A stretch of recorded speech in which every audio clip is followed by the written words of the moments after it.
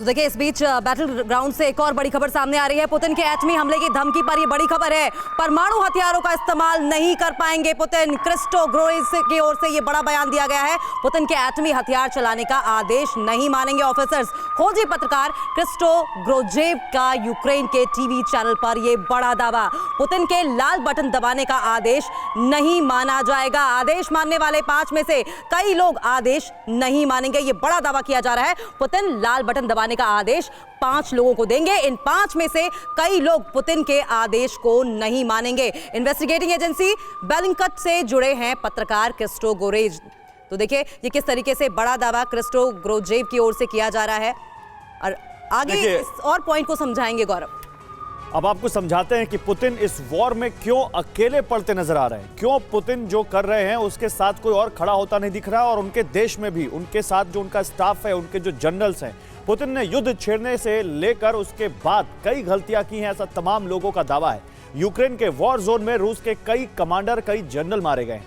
कई बार यह बात सामने आई कि रूसी फौजी जंग में अनमने हैं, यानी बेमन से वो लड़ाई लड़ रहे हैं। इसको पुतिन को अपने कई करीबियों को हटाना तक पड़ा है। पश्चिमी आर्थिक प्रतिबंधों से रूस की हालत बिगड़ी है। खासकर आर्थिक प्रतिबंध अगले कुछ महीनों में रूस की कमर तोड़कर रख देंगे। ये बहुत बड़ा यहाँ पे रूस के लिए खतरा है।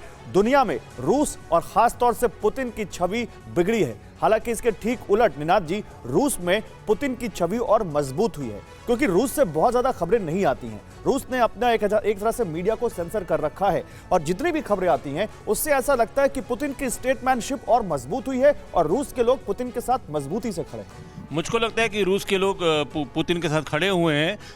आप पर एक बहुत इंपॉर्टेंट यहाँ स्टैटिस्टिक है। हमारे को क्लैरिटी नहीं है कि कितने रशियन सोल्जर्स मरे हैं। अफगानिस्तान में 7 साल में 15,000 रशियन सोल्जर्स मरे थे। यहाँ पे 33 दिन में मुझको लगता है कि 2,000 तो रशिया ने खुद ही कहा है कि हमारे सोल्जर्स मरे हैं। ये बहुत बड़ा नंबर है। 2,000 भी बड़ा नंबर है।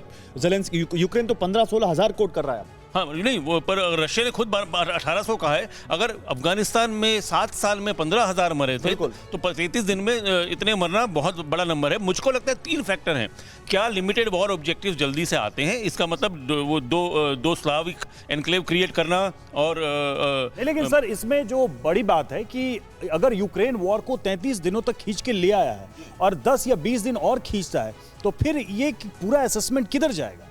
ये देखिए, पहली चीज़ मैं उस स्टेटमेंट में कमेंट करना चाहता हूँ। इसको अफ़गानिस्तान से कंपेयर मत कीजिए, बिकॉज अफ़गानिस्तान में ऐसी कोई रेगुलर आर्मी नहीं थी जो सोवियट्स के अगेंस्ट या रशिया के अगेंस्ट अटैक कर रही थी। उनके पास ऐसे आधुनिक हथियार भी नहीं थे, और जो टेरर एडवांटेज जो इसको मिल रहा है, इसको यहाँ पे यूक्रेनियंस को, वो इतना एडवांटेज आपको अफ़गानिस्तान में नहीं था। तो इसको पहली चीज़ ये है।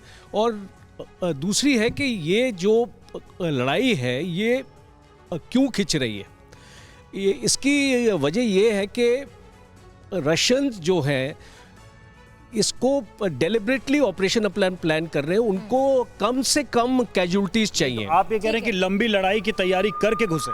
बिल्कुल, ये अपना करके घुसे। उनका और शायद यही वजह है सर कि 33वें दिन जो है, देखेंगे तो वो इसी प्रकार से 33वें दिन युद्ध प्रवेश कर चुका है।